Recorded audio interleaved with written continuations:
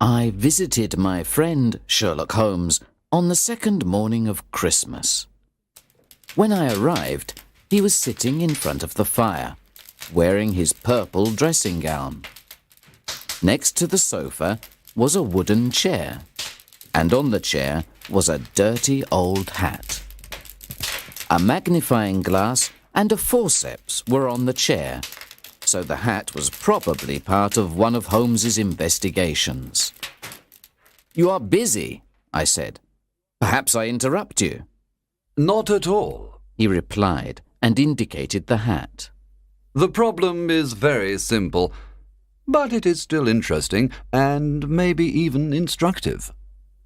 I sat down in an armchair and warmed my hands in front of the fire because it was very cold outside. "I imagine," I said, "that this hat is connected with a terrible crime." No crime," said Sherlock Holmes, laughing. "It is only one of those strange things that happens when 4 million human beings live within the small area of a city. With so many people, every imaginable combination of events is possible, and sometimes you can find a problem that is striking and strange, but not criminal. Do you know Peterson, the commissionaire?" "Yes." "This trophy belongs to him."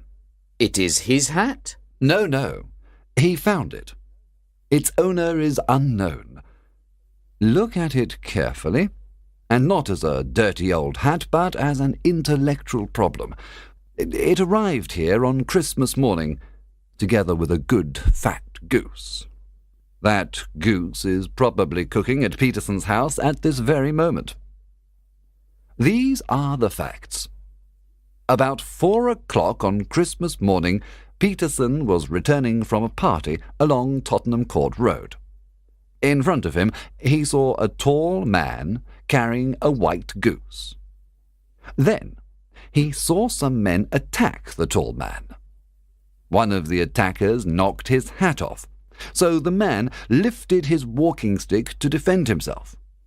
But when he lifted the stick, he broke a shop window by mistake.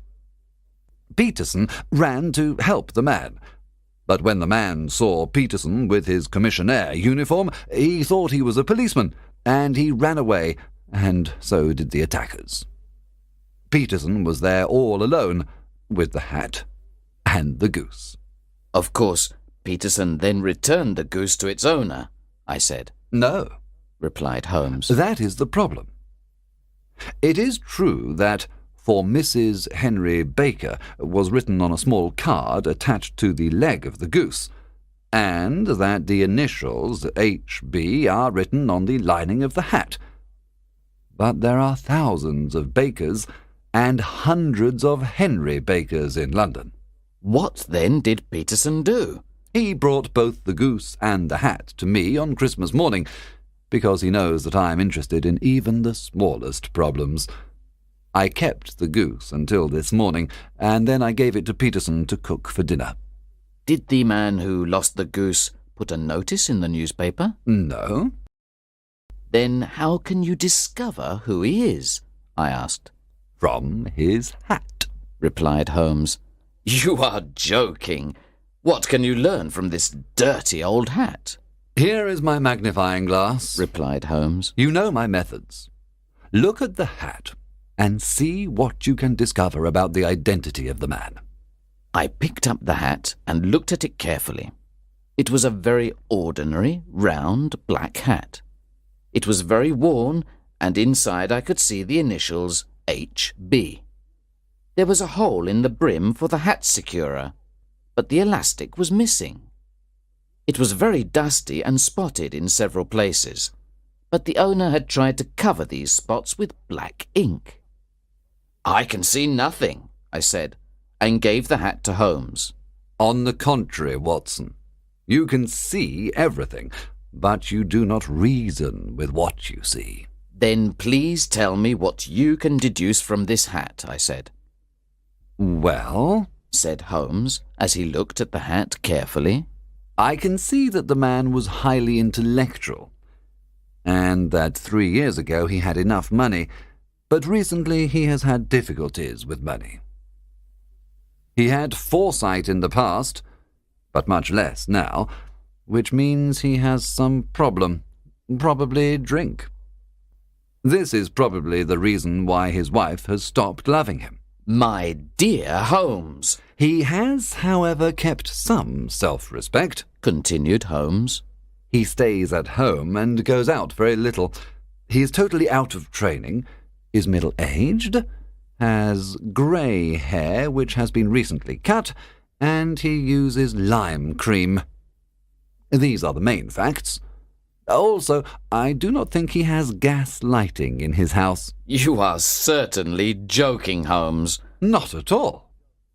Don't you understand how I inferred these things?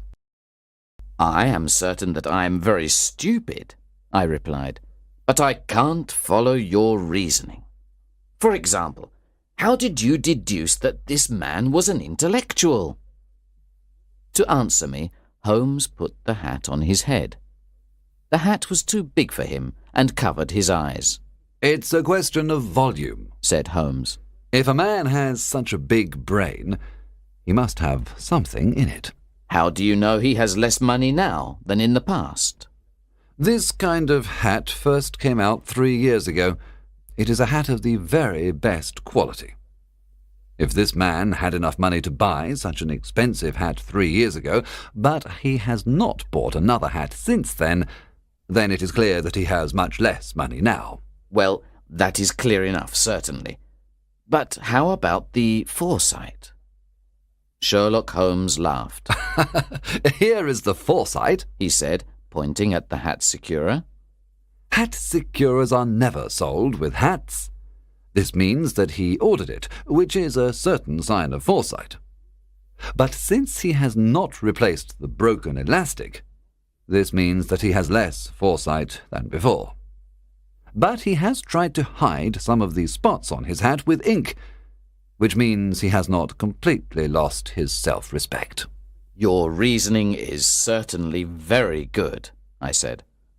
That he is middle-aged, that his hair is grey, that his hair has been recently cut, and that he uses lime cream can all be seen by looking closely at the inside of the hat. With the magnifying glass you can see the partially grey hairs cut by a barber's scissors.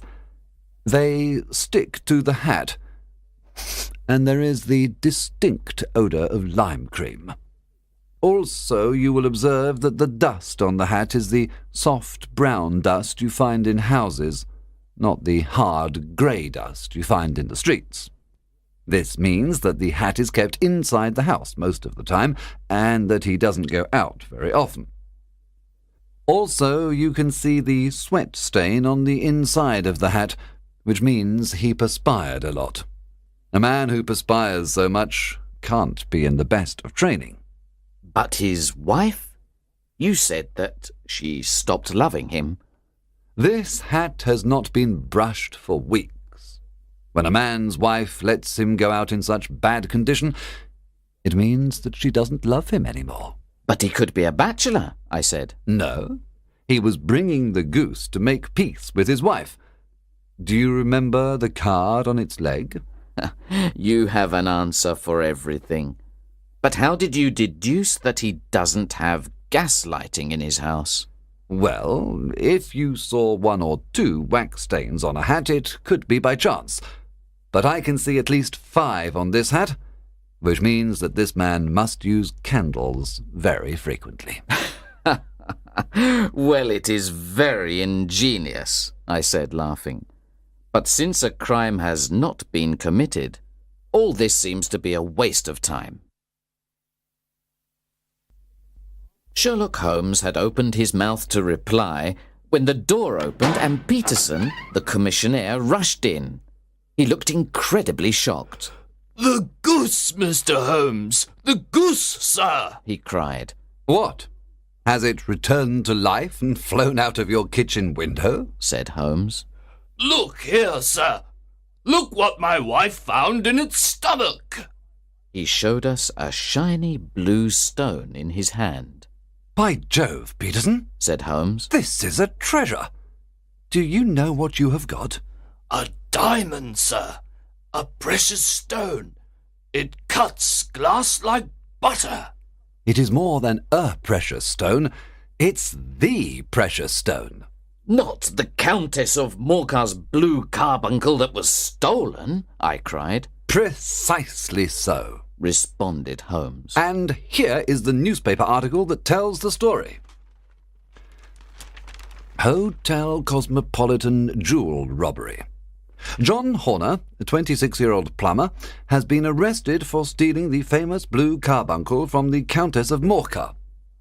James Ryder, an attendant at the hotel, said that he had sent Horner to the Countess's room on the day of the robbery to repair a bar of the grate.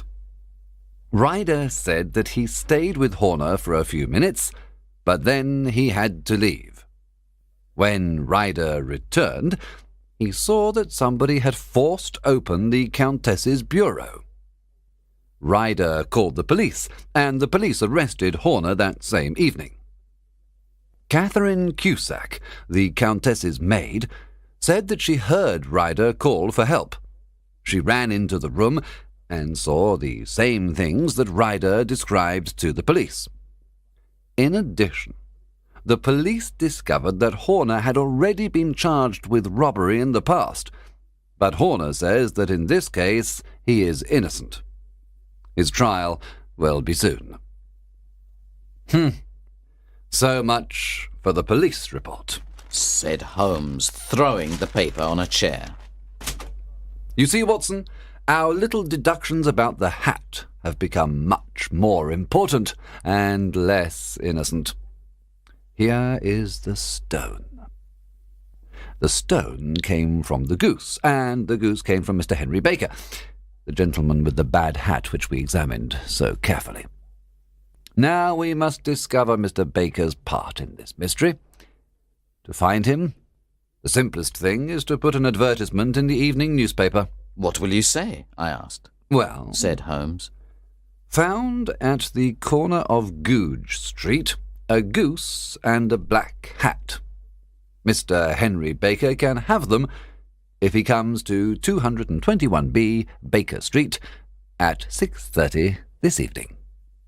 Then Holmes sent Peterson to buy another goose to give to Baker if he came, and to put the advertisement in all the newspapers. I left to work for the day. That evening, when I returned, I saw a tall man wearing a Scotch hat waiting outside Holmes's house. We entered together.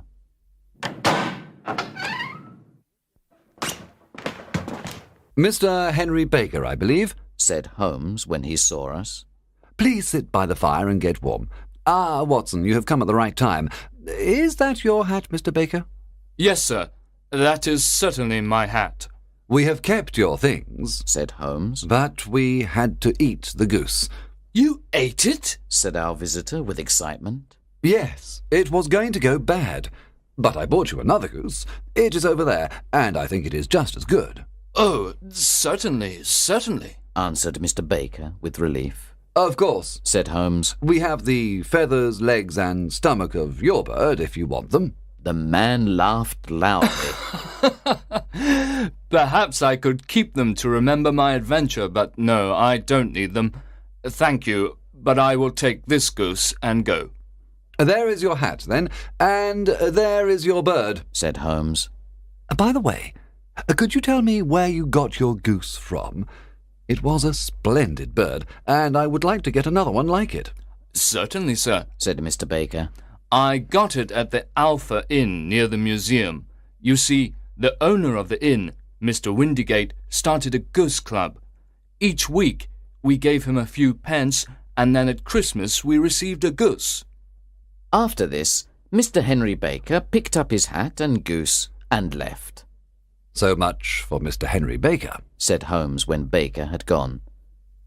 We decided to go immediately to the Alpha Inn to investigate the goose. At the Alpha Inn, we discovered that the goose had come from a salesman called Mr. Breckinridge in Covent Garden. So, once again, Holmes and I put on our coats and walked to Covent Garden to talk to Mr. Breckinridge. Remember, said Holmes as we walked to Covent Garden, at one end of this chain of events we have a simple goose. But at the other end of the chain, there is a man who will go to prison for 7 years if we cannot show that he is innocent. We soon found Mr. Breckinridge's stall, and Holmes asked him about his geese. I was surprised when Mr. Breckinridge replied angrily to Holmes's questions. I have had enough.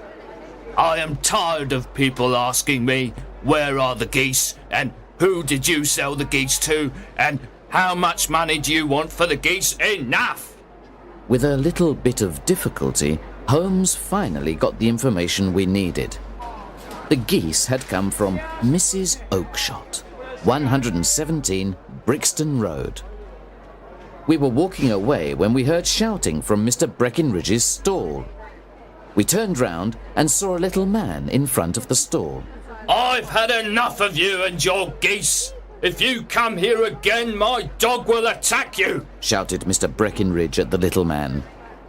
The little man started walking away, and Holmes and I went after him. Holmes put his hand on the man's shoulder.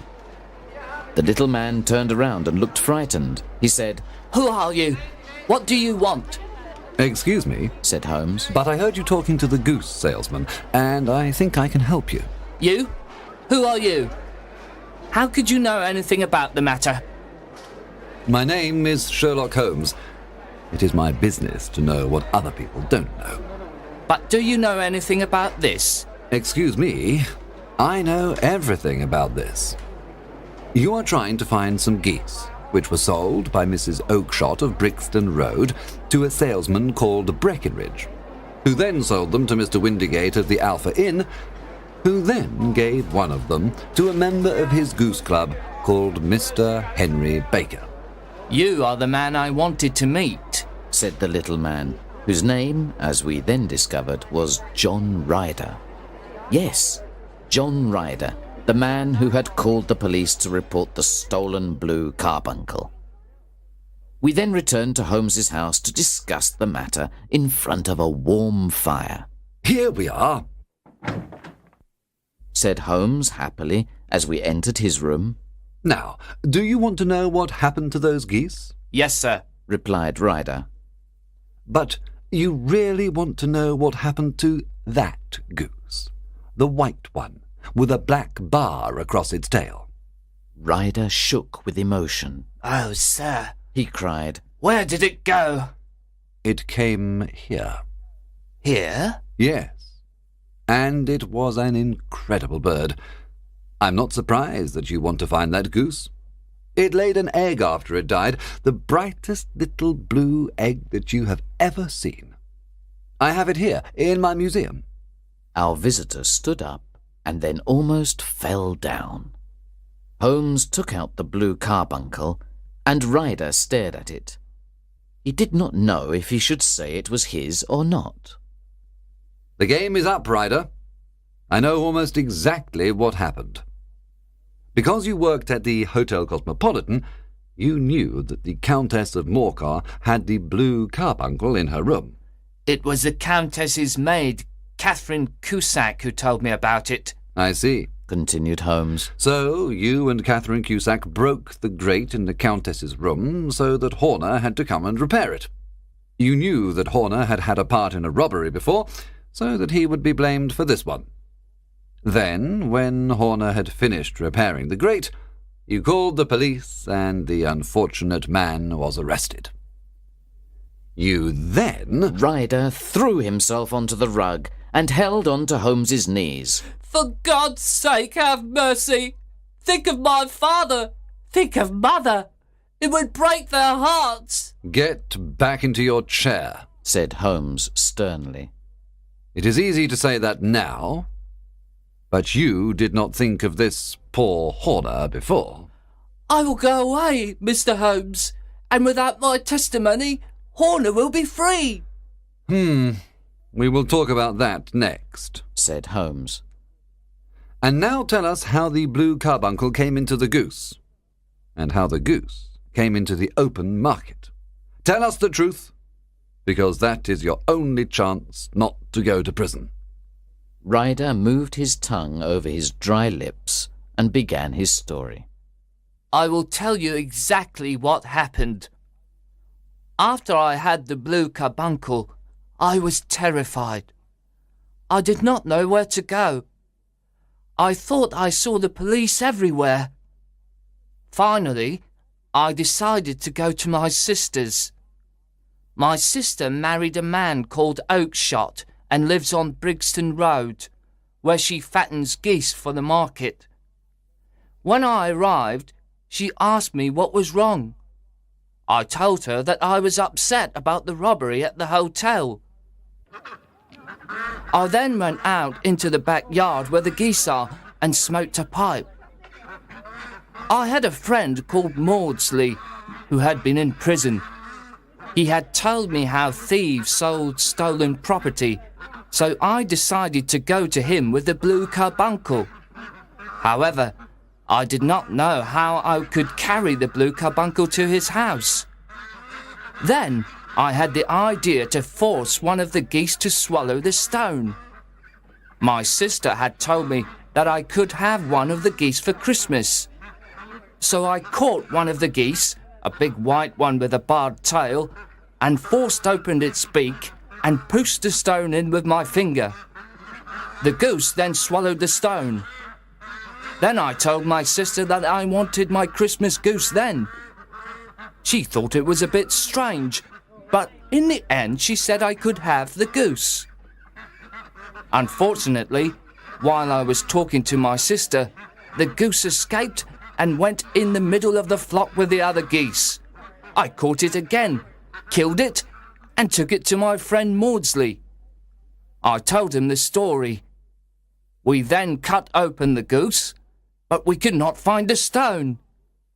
I ran back to my sister and asked her if there were any other white geese with barred tails. She said that there were 2 other ones, but she had sold them to the dealer called Breckenridge of Covent Garden. I went to him and he told me that he had sold them all. You heard him tonight. Now I will be considered a thief, and I have not even touched the blue carbuncle. God help me! There was a moment of silence, and then Holmes got up and opened the door. Get out! Shouted Holmes. What, sir? Oh, thank you! Cried Ryder. No more words. Get out! And there were no more words. Ryder ran out of the room and out of the house. After all, Watson, Said Holmes, reaching for his pipe, if the police can't catch their own criminals, I don't have to do it for them. Also, this Ryder will never commit another crime again. He is too frightened. Besides, this is the season of forgiveness. Chance has given us an incredibly interesting little problem, and its solution should satisfy us. And now, Doctor, we shall begin another investigation, in which a bird is also the most important part. Our dinner.